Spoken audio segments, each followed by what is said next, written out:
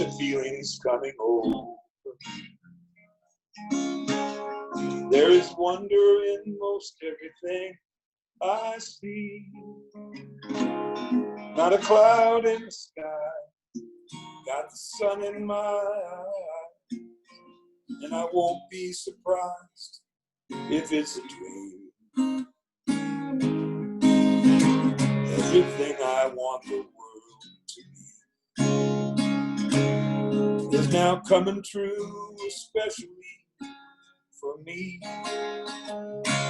And the reason is clear, it's because I'm fully here at the nearest thing to heaven I can do. I'm on the top of the world, looking down on creation, and the only explanation I can find is the love that I found every time I look around. That love's put me at the top of the world.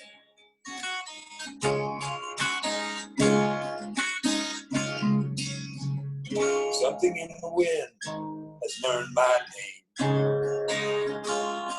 and it's telling me that things are not the same.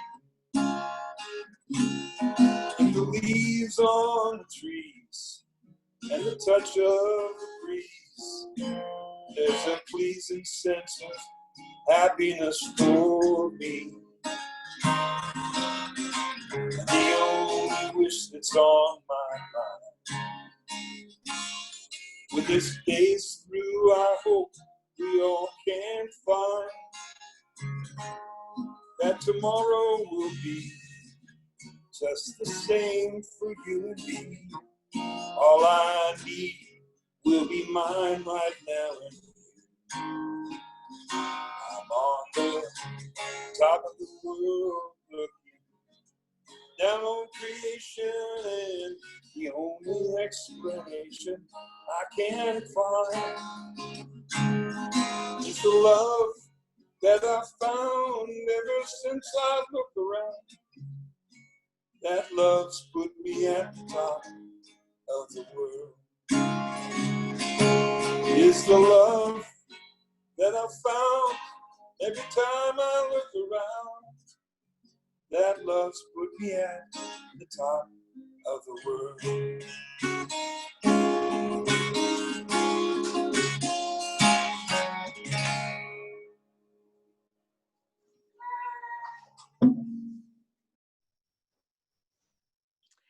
Thank you. We are at the top of the world. So I invite you to touch your heart and to take 3 breaths.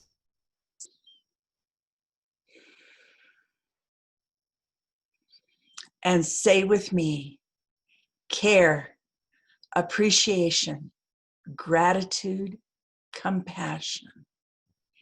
Care, appreciation, gratitude, compassion. Care, appreciation, gratitude, compassion.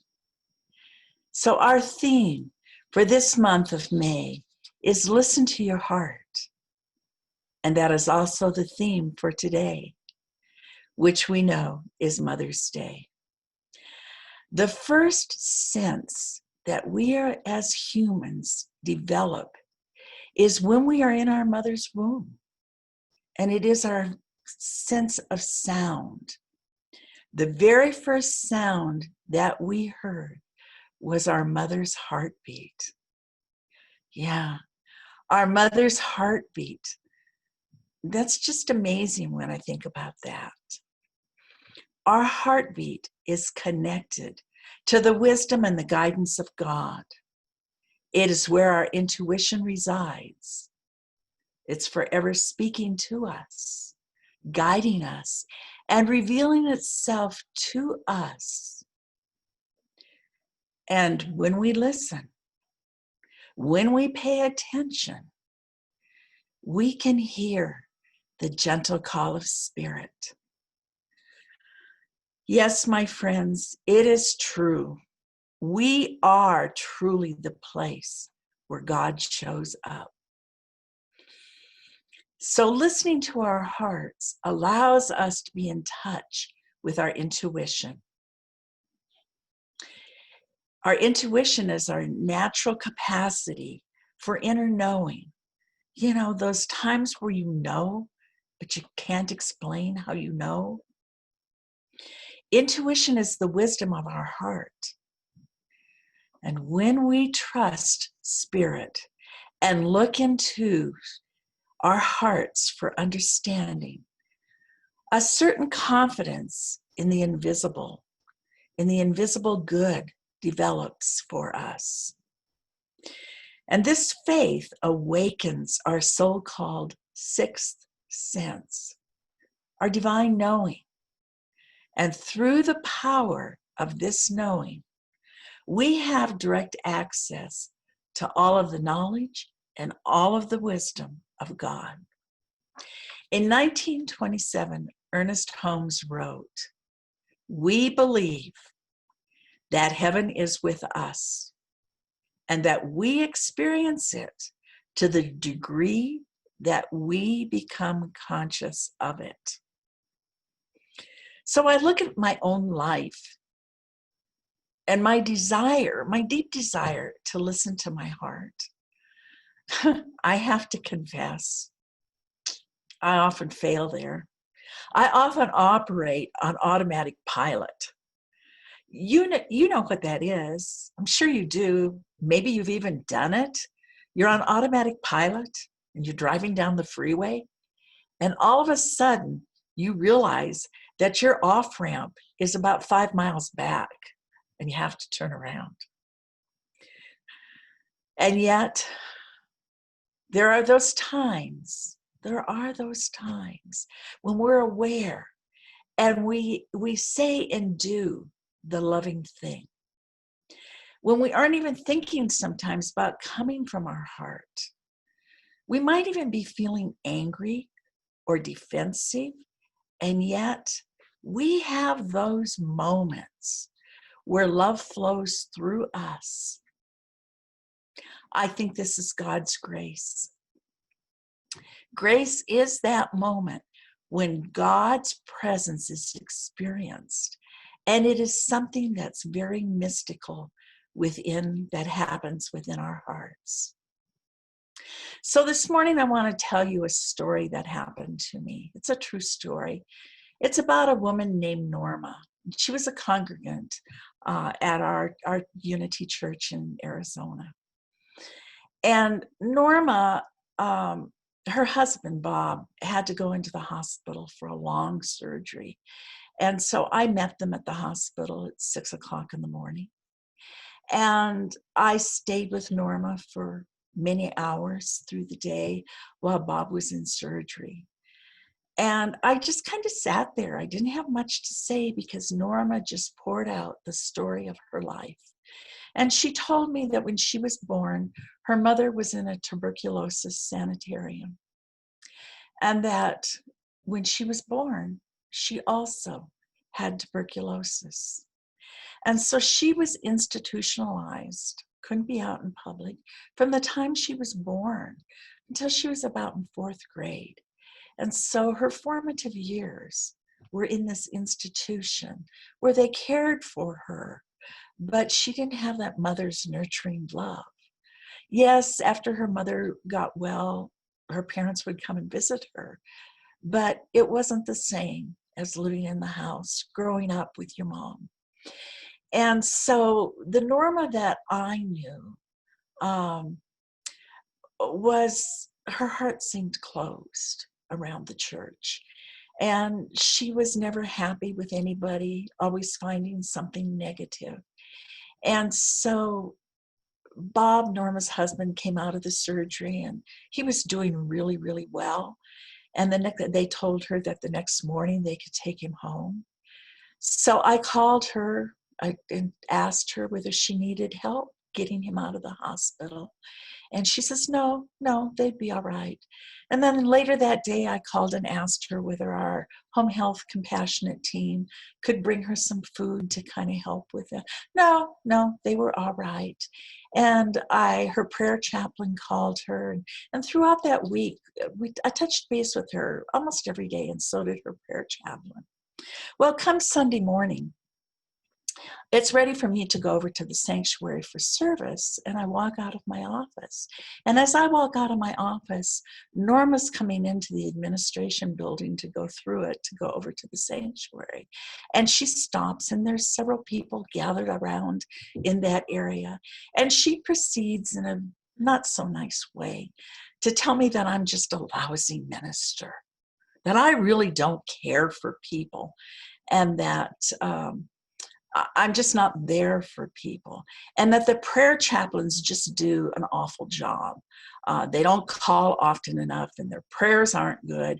And then she kind of went on about how she never heard from the compassionate care people. Well, I need to tell you, my very first response was very defensive, because from my perception, I knew this wasn't true. But yet, for some reason, as much as people had been in contact with her, it wasn't enough. It wasn't enough for Norma. And, I'm embarrassed because other people are hearing her call me a lousy minister.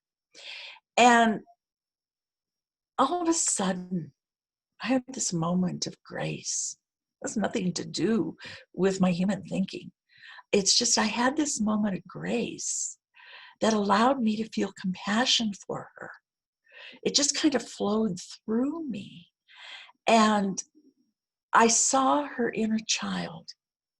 And I saw this hurt child who never got nurtured, didn't have a mother's love with her. And it affected me deeply that we just never know what goes on in someone else's life. And while I'm feeling that for her, and we end up going over, I tell her I'll talk to her after service. And I realized that my faith in God, even when I was feeling very defensive, flowed through me, flowed through my heart. And God's love changed what I was feeling. I don't know if it touched Norma's heart, but it touched mine. And I've never, ever forgotten that experience. Sometimes our life's experiences can cause us to close our hearts. And maybe a closed heart is what made Norma so difficult for others to be around her. Her negative energy could be toxic sometimes. And yet I know in the deepest part of me that Norma was loved by God, and that she was one with me and with everyone else. So she touched my heart, and eventually she went to skilled nursing and made her transition. And I celebrate what she taught me about God's grace flowing through me, even when I'm not expecting it. And now here's a story I'd like to share with you on this Mother's Day. And it touched my heart, so I think it might touch yours. And it starts out, of course, a long time ago. There was a small child, and his name was Thomas Edison. And Thomas came home from school and gave a paper to his mother. And he said to her, "Mother, my teacher gave this paper to me and told me I had to give it only to you." And he looked up at her with a puzzled face as she unwrapped this note, and it said, "What does it say?" And his mother's eyes welled with tears, and she read the letter out loud to her child. And this is what she read: "Your son is a genius. This school is too small for him, and it doesn't have good enough teachers to train him. Please teach him yourself. And so she did. And many years after Edison's mother had died, and he had become one of the greatest inventors of the century. Well, one day, he was going through a closet and he found a folded letter. The letter that his old teacher had written to his mother that long time ago. And he opened it, and the message written on the letter was, "Your son is mentally deficient. We cannot let him attend our school anymore. He is expelled." Edison became emotional reading that note. And then he sat down and he wrote in his diary, "Thomas A. Edison was a mentally deficient child whose mother turned him into a genius, the genius of the century." My friends, such is the power of a mother's love. That mother's love changed the destiny of Thomas Edison. She could have gotten angry and stomped off to the school and created a ruckus, but instead, she listened to her heart and she put her son's happiness first and gave him love and taught him. So when we're in the practice of listening to our hearts, then we're able to be in relationship with others in a very authentic way, a way that we can express compassion, a way where we can listen with empathy, a way where we come to the realization that we are always connected to each other. There is just spirit expressing itself through us. Yes, when our hearts are open, it is then that we're guided to take the most compassionate choices, actions, and ways of being with one another. We're different when our hearts are open. I remember my own mother. And I know that she loved me no matter how I behaved. And I need to tell you that you probably can't believe in this old body is a really wild kid. I was not easy to raise. In fact, when I was in 7th grade, I got sent away from home to Colorado Springs from California to live with my godparents to see if they could straighten me out. But yes, my hardworking mother was always there for me. And as I think about her today, I realize that instead of looking back at the pain and sorrow of the moment that she left this earth 16 years ago on Mother's Day, that I chose to make a decision to dwell on the ongoing joy instead of my sorrow, to dwell in the place of the joy that she left in my life. She left me that security of knowing, no matter how awful I was, she loved me. In fact, I know that my mother taught me to believe in God. She instilled a deep faith in me. Her love and her essence still dwell in me. Love never dies. It's always part of our souls. And when we leave this planet, we take that love with us. So for all of the heartache and the sleepless nights that I caused her, she gave me moments of grace. I'm sure that God was her strength, and God gave her those moments of grace because she truly loved me no matter what I did. In the Science of Mind textbook, it says, The universe holds nothing against us. No matter how many mistakes we have made, we are still perfect beings within. And the within may become the without if we will carefully train ourselves to listen to the inner voice of truth. That inner voice of truth which speaks to us in our moments of quietness and solitude.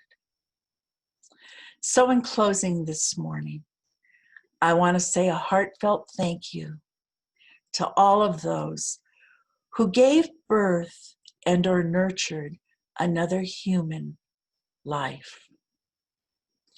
That mother nurturing is one of the most important jobs, and it's an awesome responsibility when we take it on, and it changes lives. So join me in prayer as we center our hearts and give thanks for this time together and for the presence of Spirit right here with us. Loving God, we are at peace, knowing that you never leave us to work things out alone. God, you are always with us.